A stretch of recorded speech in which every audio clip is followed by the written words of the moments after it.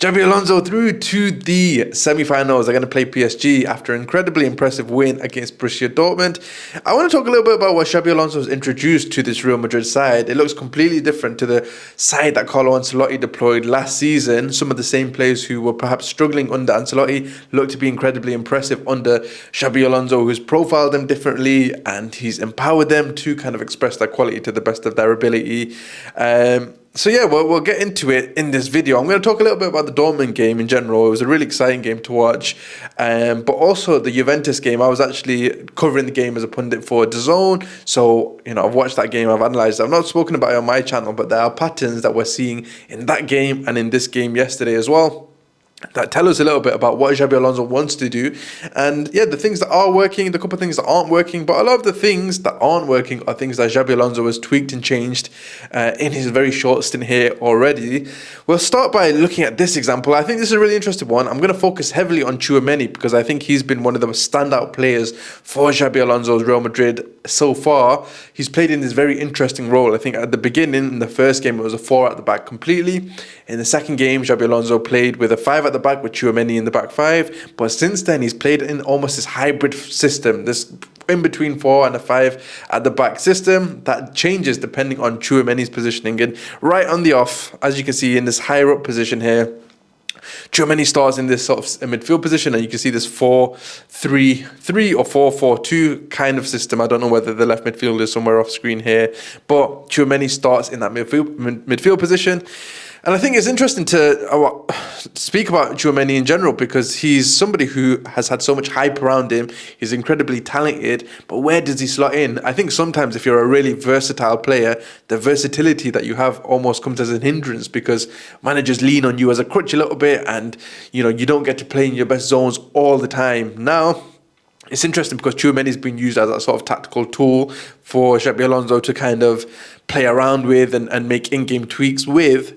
But although he's been doing that, Choumeni's being able to express his own quality. There's a quote right at the end of this video actually where Xabi Alonso mentions that he's letting Choumeni almost decide when to drop into the back line and when to push into midfield on his own. And that sense of trust and that level of belief in a player to allow him to kind of do that is freedom, but it's almost defensive freedom. People don't necessarily talk about freedom in the defensive sense of the term, but it's a really nice thing, and he's doing that really sensibly, and it's helping Real Madrid keep teams out in defense. Obviously, Dortmund do score 2 goals in the night, but they could have scored more. And in games against Juventus, for example, before the tweak, Juventus could have scored more as well. In the second half, when Choumeni went off, Real Madrid really looked like they struggled compared to how good they were in the first half as well. So Choumeni's the standout player. He's a theme that we'll speak about throughout this video, but I just wanted to highlight him as being incredibly impressive. I'm a huge fan of his game in general. As we move on a little bit, this is one of the attacking sequences from Real Madrid very early on. It's just interesting, again, you see Choumeni high up the pitch here. He's, again, in between the centre-backs, but he's certainly playing as a midfielder in this situation. Vinicius here, and I think that's Fran Garcia just beside him as well. And it's interesting because Vinicius has been used to almost playing as that touchline player at times. Fran Garcia kind of pushing up a little bit more under Xabi Alonso now. And he's been one of the standout players for me under Xabi Alonso. He's really stood out. And, he obviously didn't have that much influence last season, but he's showcased brilliant quality, whether that's in his final ball, whether that's in his intensity, whether that's in his engine to get up and down the pitch. He's been remarkable for me. And Trent on the other side, although he had a slow start, he's kind of mirroring that same role as Garcia is. And they're both really impressive. They're kind of facilitating that Xabi Alonso 5 at the back system that we know and love. And that we saw at Leverkusen. Choumeni is also one of those players who's kind of facilitating that system, moving in between the 4 and the 5, almost in a way that, for example, I think Xhaka did briefly at Leverkusen as well. So Fran Garcia really impressive on that flank. It allows Vinicius to move inside a little bit, and Vinicius as a right foot player is probably better moving into these pockets. The left footed overlap of Fran Garcia allows for that cross, and there's brilliant box movement from my man Garcia, the striker this time. We'll move this on a little bit. This actually gets recycled to the edge of the area. I think that's Arda, who, again, I don't want to sound like a broken record, but has been one of the standout players again for Xabi Alonso. Xabi Alonso's profiled him in a really interesting way. In the game against Juventus, if I'm not mistaken, he had the most touches, even more than the centre-back. So he's dropping really deep to receive the ball, kind of dictate play from deep. Here, again, he's playing facing the block. I know at times he's played as a winger, but here he's in front of the block. And what I mean by that is here's the defensive block across and inside the box. He's playing in front of them, so they have to jump out to him. And with that left-footed quality, he's got a brilliant final pass on him. He can improve his defensive side of the game for sure, but he anticipates the play generally well. He's covered by the likes of Choumeni now, Valverde with that incredible engine, and good defenders behind him as well to kind of track back and make those last-ditch tackles if he does get bypassed. But he's dictating from deep in Modric's. Well, not really his absence, obviously. He still played a couple of the games, but, looking towards Modric leaving, it's interesting because you've got that technical quality back at the base of midfield for Real Madrid, as Toni Kroos has done in the past and as Modric has done in the past, and he's had a really standout tournament. Arda has. So again, he plays this brilliant cross in, and it's this movement here from Garcia inside the box, which is brilliant, incredibly unique, kind of intuitive finish, and they open up the scoring. But he's been a standout player as well for me. I think it's interesting because that traditional box nine with true centre forward play, with good strong hold up play, with a acceptability, accepting the fact that you're not going to get too many touches and being okay with that. It's a rare profile. I think I like Erling Haaland because he is fine with the game, kind of passing him by until he gets in the box, until he gets that 1 or 2 goals. If he took 2 or 3 touches in the game and scored a goal, he wouldn't mind. He would enjoy that. And in the same way, Garcia, the number nine, I don't know what number he wears, but the centre forward for Real Madrid for the majority of this tournament so far has been incredible in finishing off moves from the likes of Trent Alexander-Arnold, Garcia, particularly those wide players, but also Arda from deep. And it's a testament to his quality here. It's really impressive, that goal. And, his frame it's a good frame for a centre forward. He looks like one of those old centre forwards. I think he's a profile that you really need in this side under Xabi Alonso. We'll talk about Mbappe a bit later on because he obviously comes on and showcases his quality with that wonderful overhead kick. But I think there were rumours that Real Madrid were in the market for a player kind of like this profile, and obviously he's come through and he's exactly the kind of player that you want, especially when you can find that solution in-house. It's something that bodes better. The fans of the teams can get behind a player like that, and I'm really happy for him. I really like the style of striker that he is, and it's quite a rare style of striker anyway. Here again, you can see how he hangs tight in the blind side of his central defender, but he's still onside. He's aware. That's really smart positioning. And then obviously they get that goal. If we move on a touch, I just wanted to highlight this because, we've spoken about Choumeni being that back five player at times. When Dortmund were trying to build out the back, he stepped really high up in midfield positions and he intercepted this ball here, which was really impressive. And then the ball went out to the flank. This actually results in a goal, and Choumeni's contribution to that goal, I don't want to go understated. He starts to play through that very proactive pressing and interception, which is really nice to see. He's been incredible. I can't say it enough. This is a really nice movement here. If you look, you've got your 3 players against 1, maybe 2. One of these players comes out. Jude's on this side. The striker, actually, Garcia's out here. I'm not sure who that is. Is that Valverde? It might be Gula. I can't really tell. But essentially, look, you've got your 3 players on that flank. I just want to highlight this because it's actually Trent's movement. You'd expect Trent to be one of these wide players, but you've got your 3 men here against these 2 men here, maybe 3v3, and then it's Trent's 4th man run, which I think it's a bit of a complicated, topic to go into, but essentially you've got 3 players playing within that small-sided game. You can almost make this a 3v3 game, but that 4th player getting involved through an unseen run is, I think, a tactic that we're going to see a lot of big teams using as we go forward. And Trent's blindside run here is really brilliant.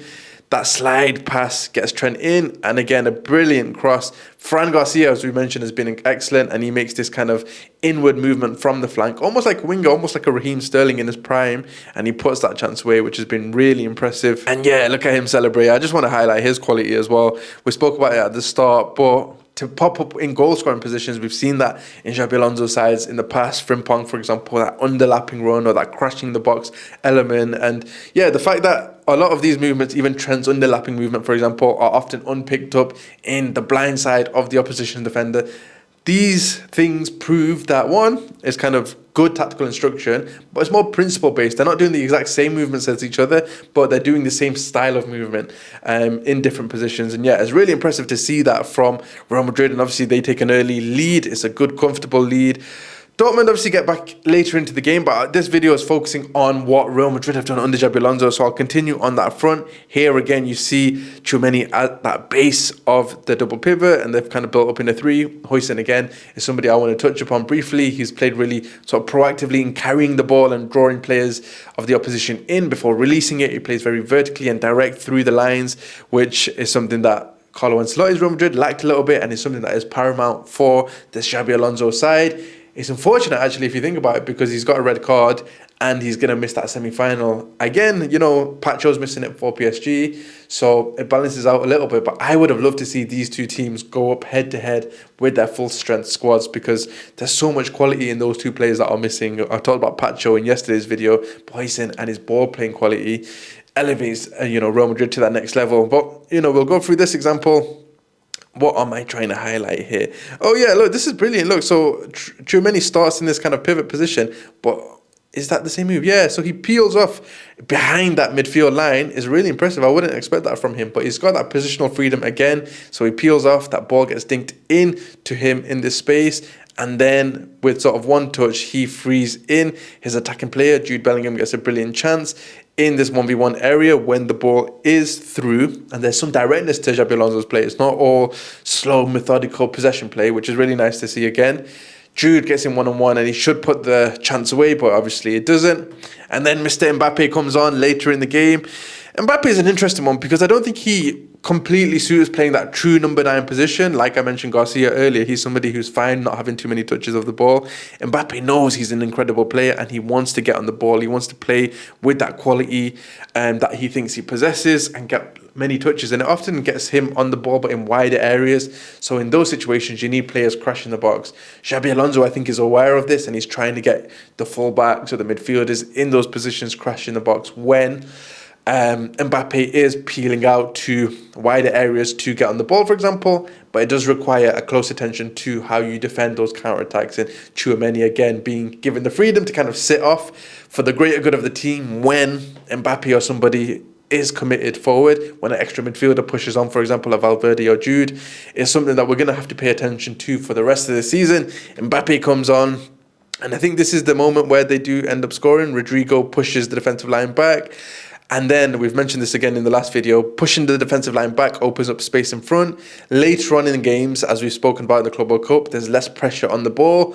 And then I think this is Arda Güler again, if I'm not mistaken, with a brilliant pass into Mbappe, who makes this incredible movement to the back post.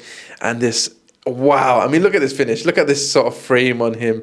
This overhead kick finish at the back post. Really well worked, really great box movement for a number 9. I know Mbappe's not a true number 9 in my opinion, but he's kind of picking up some of those peeling off movements that are really impressive for a number 9. And this goal is just, it's incredible. It's really good. And it'll be nice to see how Xabi Alonso does balance that kind of decision between whether he goes for Garcia or Mbappe as the number 9 against PSG. I think in the same way that, when you play like the FA Cup and you start your second choice keeper and you keep playing them and they keep delivering for you, I would continue to go with Garcia and then have Mbappe as this wicked option off of the bench. As we've seen, he's capable of scoring goals like this. But Garcia's kind of made that position his own for this tournament. I think when the season starts, obviously, you want to get Mbappe in and you want to play with him all the time if you can. But yeah, for me, incredible movement. And look, he's shown his quality. I just think because he's slowly coming back into the team, I think he was hospitalised as well when he was out. Keep going with Garcia, who's been massively impressive. But you've got two genuinely strong options down the middle for Real Madrid now in Xabi Alonso's team. These are some of the things I noted in the Juventus game. I'm going to highlight them briefly because, again, it's Choumeni's movement and some of the general system things that we noticed. At the beginning of that Juventus game, Trent here, who's supposed to be that wide defender, is pulled into this position because Cambiaso, that wing back who they assume would have played here, has moved all the way here. Trent is caught in two minds. Does he go? Or does he mark Yildiz here? Or does he take Kolo Muani? He's kind of caught in two minds, but he does end up pushing on Cambiaso. Rudiger's drawn out by Kolo Muani, who's moved all the way from central attacking positions to this wide left position. And then, yeah, it's Yildiz who kind of gets the ball and runs through this channel really impressively. Choumeni is that centre defender in this instance as they started that game, but that obviously changes as Xabi Alonso notices some problems. Again, Kolo Muani drops deep, and Choumeni follows him all the way, to the opposition half, and then he's spun in behind. This is Choumeni trying to get back. Kolo Muani's run all the way in, and Rudiger's actually chasing him because he's got a bit of pace better. It appears better than Choumeni in this clip to kind of defend that. So this position down the middle for Kolo Muani was a little bit problematic. He wasn't able to defend against the hold-up of Kolo Muani as well as Rudiger might have. And then as we moved on in the second half, this was the tweak that kind of changed everything. Choumeni moved into central midfield. It freed Trent to push on a little bit as well. And then Valverde and Bellingham kind of helped Trent on that side. But he was certainly playing as a double pivot player in a lot of possession. And then, yeah, as you can see, a back four. And then Choumeni kind of man-marking Yildiz. And then he moves all the way from that right sort of central midfield area to this left central midfielder, keeping a very close eye on Yildiz because Yildiz was the most impressive player for Juventus on that day. And Rudiger playing as a right central defender would never sort of come all the way out to these positions. So it's a very interesting movement and a very interesting tweak that worked incredibly well for Alonso. And then as you can see, situationally, he did drop again into that back five. Yildiz a little bit deeper. And there's that distance between them, but that's covered by the midfield. So in situations, particularly close to your own goal, you can see that Real Madrid are happy to drop into a back five with Choumeni becoming that fifth defender. A little bit higher up the pitch, he defends as a central midfielder. In possession, he plays as a central midfielder. So it's a very unique hybrid system. Incredibly impressive that they've been able to enact that in such short time with their new coach. This quote kind of sums everything up, or the main point that I've spoken about in this video, which is Xabi Alonso saying, our system today was defined by Choumeni. We let him analyse what was needed and decided where he needs to be. He's giving him the onus. You drop in and you push up when you believe is the right thing to do for the team. In some sequences, he played high. In others, he dropped low in the back five, and he did it really well. To give that sort of trust to a player that you've not known very long is incredible. I mean, he's the player who I've noted as being the most important and the most impressive for this Madrid side so far. Garcia, both of the Garcias have been incredibly impressive. Trent finding his own as well. Odegaard in that deep position. Look, this team looks like it's profiled really well. I'm excited, so excited for that game against PSG. We'll see how it goes, but it'll be a close one. And even if it's not a close one, we'll learn a lot from it. I'll be breaking that down and giving my opinions on all of the games that do pop up. If you've got any other topics or conversations you want me to talk about, let me know, and we'll keep this channel running. We'll keep it consistent, and we'll make it a place to discuss proper football chat in a non-sensationalist way, because I love to do that, and I know by some of the comments you guys appreciate it too. So I'll catch you again in the next one.